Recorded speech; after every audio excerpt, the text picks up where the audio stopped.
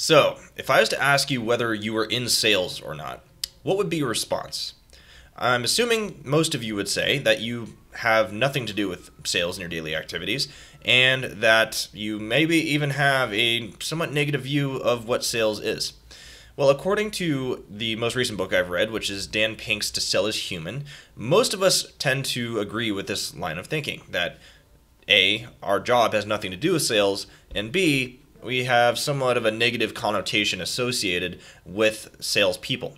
And his book is based on the premise that you are the thing you hate. You just don't know it yet. And the reason that he states we are all in sales is because sales really is something that is pervasive. It encompasses our entire lives almost. So every time we try and convince our friends to go out to that restaurant we want to eat at, or we're trying to convince our children to brush their teeth before they go to bed, those are sales type situation. You're trying to win someone over to your way of thinking and to act accordingly. And so Dan calls these events moving people. So whenever you're in the process of moving people, whether it's in your daily life or within your business life, it is a sales process. And so that's where we become the things that we hate, the salespeople, the dreaded, sleazy car salesmen that all of us really don't want to encounter or ever deal with, for that matter. But we are all that person, I guess. Anyways, so one of the cool things about the book is that, it's well written first off, so it's super easy to get through. But he makes the transition from what sales used to be, which is something that led to our negative connotations and associations with sales, because there was an asymmetry of information. So the salesperson typically had a lot more information on the product, the market, the availability of alternatives, whatever it is. They had all the information, and we would go to them as that source of information. So we would just have to trust them that they were telling us whatever they were telling us was actually true.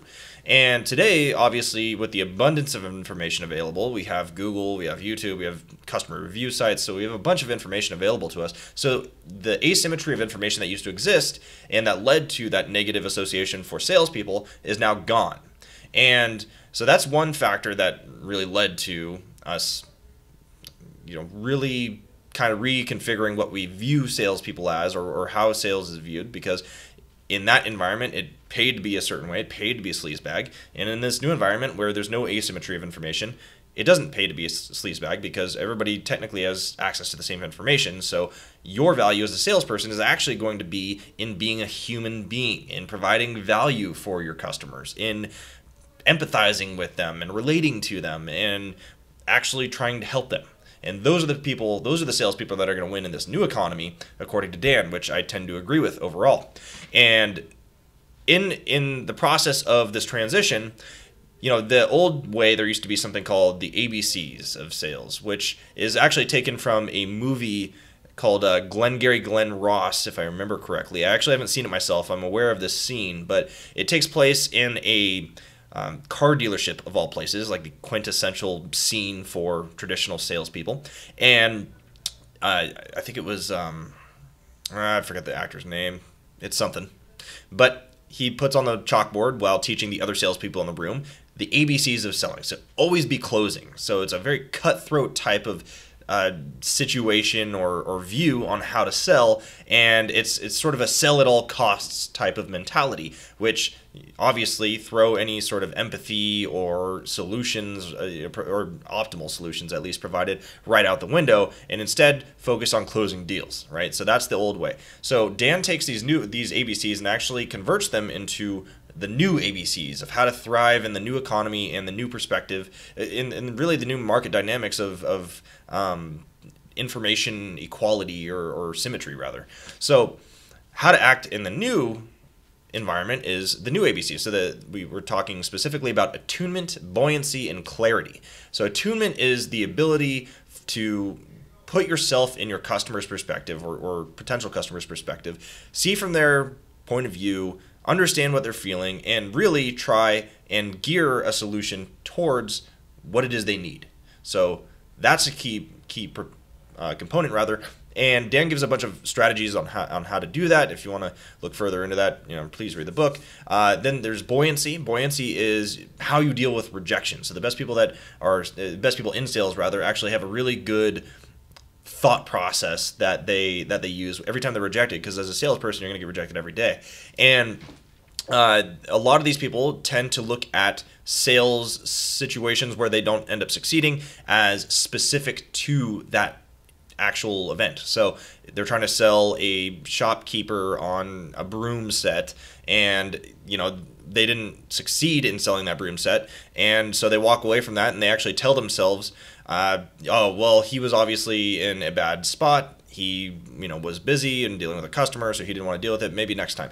That's what the successful salespeople start to tell themselves. So the little voice in our minds and how we actually explain situations to ourselves is very important. And he gives a couple strategies for how to most effectively utilize that voice in our head so that it'll make us more effective at sales. One of the things that stood out to me most was it was something like interrogative self-talk or something like that.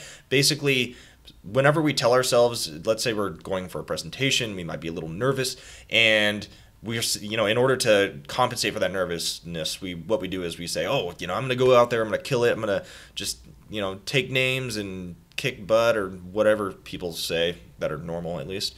And instead of that type of talk where you're talking yourself up, and instead of obviously the alternative, which is, oh, I can't do this, this is too big for me, obviously downplaying your own abilities, and that's going to have very negative effects. But the most effective way to talk to yourself is supposedly to ask yourself questions. So instead of saying, I'm going to go kill it, say, how can I kill it, right? How can I knock this out of the park? And in the process of asking yourself those questions, you actually start to arrive at supposed solutions or answers to them. And by investigating those further, you can actually start to develop a game plan and execute and attack the process that ultimately leads to you knocking out of the park. So that was a pretty cool little tidbit, I guess, there. And then lastly, there's clarity. So clarity is really distilling all of because we all know that there's just a breadth of information available about any topic, and it's easy to get lost in the weeds on any particular concern or subject, right? So the key is really to find clarity in the 1% that leads to the 99%, or that gives life to the 99%, I think is exactly how he put it. And so what he means by that is distilling all of the information down to the actual concern, the actual kernel of truth that everything else is really just a product of. And so by doing that, we can, again, it's just one more step closer to us providing a solution that is viable or effective even. And so that's one example, actually, I think he provided for that, if I remember correctly, and this is me winging it, obviously, since I didn't take notes on this part, but I believe he used the example of there's I think it was Times Square, or maybe it was Grand Central Park in New York or something like that. It was definitely New York. So there was a guy in advertising, two guys in advertising. One of them looks at his buddy and says, there's a homeless man right across the way whose sign read, "I'm blind," and he was asking for money. And the advertising guy turns to his buddy and was like, "I bet you I can increase this guy's donations." And they ended up making a bet on it, and the guy that made the bet went over to the homeless man, asked him to write on his sign, and just wrote a couple words on it. And I think he wrote, "It's springtime," and then so that way the sign read, "It's springtime and I'm blind."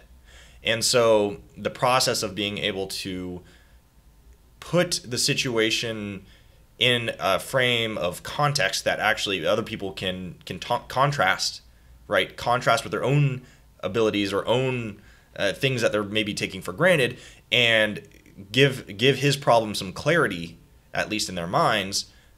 He ended up actually increasing the donations that the homeless man took. So that was an interesting story, if I'm remembering that correctly. I think I am. I don't know. I guess we'll see. We'll see if there's any angry comments in the comment section about my being wrong. If not, obviously it's something you could take as the gospel. Anyways, and the second book that I read is Dale Carnegie's How to Win Friends and Influence People. And so how I describe this book actually is it's a handbook for those of us that are socially incompetent. And so if you're anything like me, you have the ability to turn any situation into the most awkward one ever.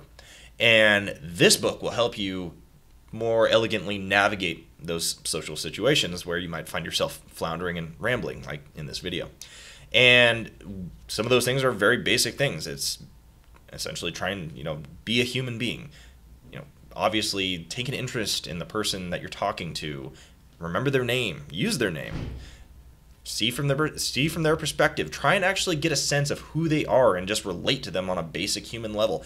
All of these things make you much more likable in the eyes of the people that you're talking to.